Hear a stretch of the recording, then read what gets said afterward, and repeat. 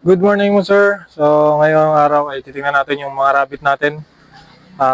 Dito tayo sa likod ng garahe.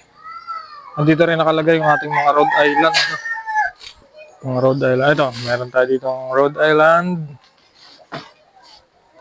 Yan. Ito, rabbit.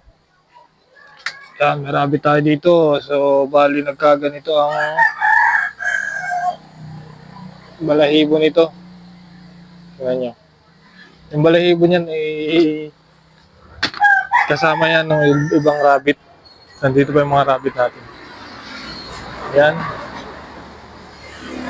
Ito ay mating. Ito naman mag-ina. Ito bali pinagsama ko lang. Kulang pa yung kulungan natin. So maliliit pa naman. Kasya pa sila dyan. Ito. So napa-mate ko na siya dun sa isang block. Ito ay may lahing lion head.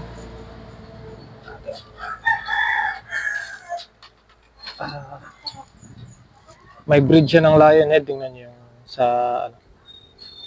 Ito.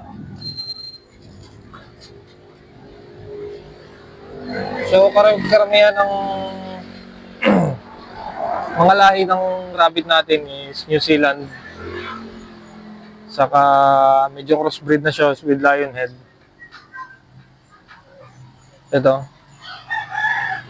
Itong ganitong floppy na ang ito no. Ito buntis to.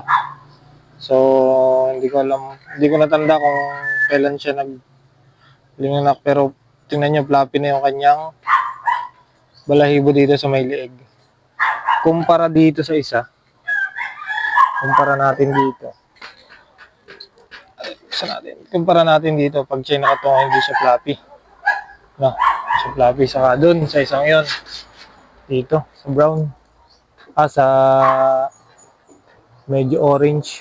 Hindi siya floppy. Ayan. Ito ay malapit na itong mga anak. Ganito. Floppy ang yan yung napapansin ko sa mga rabbit ko. Kapag sila buntis at malapit ang mga anak, floppy na yung sa may bandang baba nila. Ito, may anak na 3. Ayan.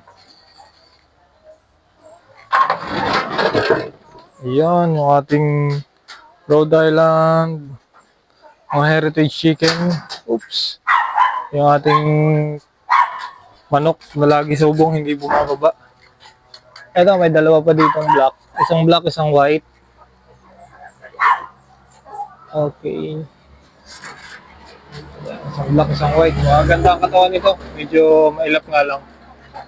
Ayan, medyo mailap. Hindi ko sila laging nahawakan, kaya medyo mailap. Pero maganda katawan nito, matataba ito.